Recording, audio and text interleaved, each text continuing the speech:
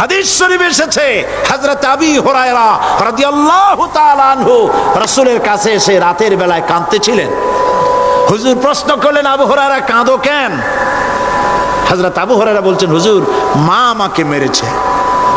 তিনি প্রশ্ন করলেন, আচ্ছা মা তোমারে মারলো কেন? তুমি কি কোনো বেয়াদবি করছো? তিনি বললেন না। তবে মারলো কেন? হযরত আবু হুরায়রা বলেন, ইয়া রাসূলুল্লাহ, আপনার খেদমত থেকে বাড়ি ফিরতে আমার দেরি হয়ে গিয়েছিল। গভীর রাত্রে যখন বাড়ি গেছি, মা আমাকে প্রশ্ন করলেন, বাবা দেরি হলো কেন, কোথায় ছিলি? তাম পৃথিবীর মানুষ যেই কদম মোবারক চুমু দিতে পারলে ধন্য হয়ে যায়, সেই আখিরি জামানার পয়গম্বর নবী মুহাম্মদ রাসূলুল্লাহ সাল্লাল্লাহু আলাইহি সাল্লামের দরবার থেকে আসতে আমার দেরি হয়ে গেছে। ইয়া রাসূলুল্লাহ, আমার মা আপনার নাম শুনে তার গা জ্বলে উঠল। তিনি কাফের, মুশরিকা। আপনার নাম শুনে অগ্নি শর্মা হয়ে আমাকে ধরে পিটানো আরম্ভ করলেন আর বললেন, আবু হুরায়রা, হয় মুহাম্মদ সাল্লাল্লাহু আলাইহি সাল্লামের বাড়ি ছাড়বি, নইলে আমার বাড়ি ছাড়বি। কি করবি বল? তোমার গায়ে যত শক্তি আছে আমারে মারো, তোমার বাড়ি শুদ্ধ, তাম দুনিয়াটা ছেড়ে দিতে পারি, মুহাম্মদ রাসূলুল্লাহর কদম মোবারক ছেড়ে দিতে পারি না। হুজুর আমার মা গলা ধাক্কা মেরে আমাকে বের করে দিয়েছেন। হুজুর বলছেন, আবু হুরায়রা, মা তোমাকে মেরেছে আর আমার কাছে নালিশ করছো, আমি তোমার মায়ের কোনো বিচার করতে পারবো না। সুবহানাল্লাহ, এত বড় পাওয়ারফুল নবী, শানওয়ালা, ইজ্জতওয়ালি, বরকতওয়ালি, এত বড় নবী বলছেন মা মেরেছে, আমার করার কিচ্ছু নাই। সুবহানাল্লাহ। তোমার মা মুশরিকা হোক আর যাই হোক, তোমার মা। সুবহানাল্লাহ বলেন। আমার বন্ধুগণ, হযরত আবু হুরায়রা বলেন, ইয়া রাসূলুল্লাহ, মায়ের বিরুদ্ধে কোনো অভিযোগ নিয়ে আমি আপনার কাছে আসি নাই।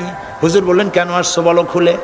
আবু হুরায়রা বলেন, হুজুর আমি জানি আপনি আল্লাহর দরবারে যদি কোনো ব্যাপারে হাত তোলেন আল্লাহ মঞ্জুর করে ফেলেন।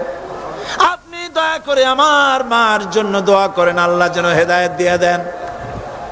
আমার নবীজি দুখানে হাত উত্তোলন করলেন, বললেন, আল্লাহুম্মা ইহদি উম্মা আবি হুরায়রা, আয় আল্লাহ, আমি দোয়া করতেছি আবু হুরায়রার মাকে হেদায়েত নসিব করো। হুজুর হাত তুলে মোনাজাত করছেন, আবু হুরায়রা দৌড় দিলেন বাড়ির দিকে। কয়েকজন সাহাবী হযরত আবু হুরায়রার জামা টেনে ধরেছে, এই ভদ্রলোক দৌড়ায় কেন? এত শান্ত মানুষ, কখনো গরম হয়ে কারোর সঙ্গে কথা বলে না। এই মানুষটা দৌড়ায় কেন? কোনো বিপদ হইল নাকি? জামা টেনে ধরে বলে, আবু হুরায়রা দৌড়াও কেন? হযরত আবু হুরায়রা বলেন, জামা ছেড়ে দাও, কোনো বিপদ আমার হয় নাই, আমি দৌড়াইয়া বাড়ি যাই দেখতে চাই। আমি দৌড়াইয়া আগে বাড়ি যেতে পারলাম না, আমার নবীর দোয়া আগে আমার বাড়ি চলে গেছে, আমি এটা দেখতে চাই। হযরত আবু হুরায়রা দৌড়াতে দৌড়াতে বাড়ি চলে গেছেন। দরজায় নক করলেন, ভেতর থেকে আওয়াজ এলো, কে? তিনি বললেন, আমি আবু হুরায়রা। মা, দরজা খুলে দাও, আমি তোমার সন্তান। মা বললেন, বাবা অপেক্ষা করো, দরজা খুলতেছে। হযরত আবু হুরায়রা বলেন, মায়ের গলার আওয়াজের ভেতরে কুফরি কর্কশতা পেলাম না, মায়ের গলার আওয়াজের ভেতরে তাওহীদের নরমিয়াত পেলাম। আমার কাছে মনে হলো আমি আবু হুরায়রা বাড়ি আসার আগে নবীজির দোয়া আল্লাহর আরশে পৌঁছে গেছে।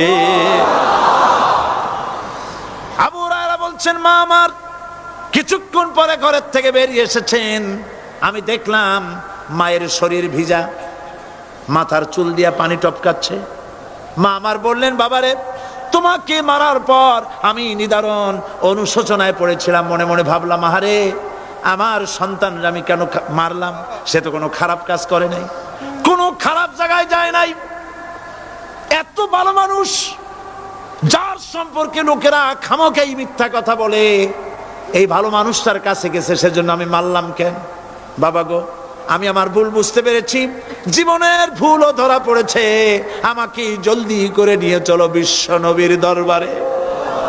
হযরত আবু হুরায়রা হুরায়রার মা রাসূলুল্লাহর খেদমতে এসে ঘোষণা করলেন, আশহাদু আল্লা ইলাহা ইল্লাল্লাহু ওয়াহদাহু লা শারীকা লাহু ওয়া আশহাদু আন্না মুহাম্মাদান আবদুহু ওয়া রাসূলুহু।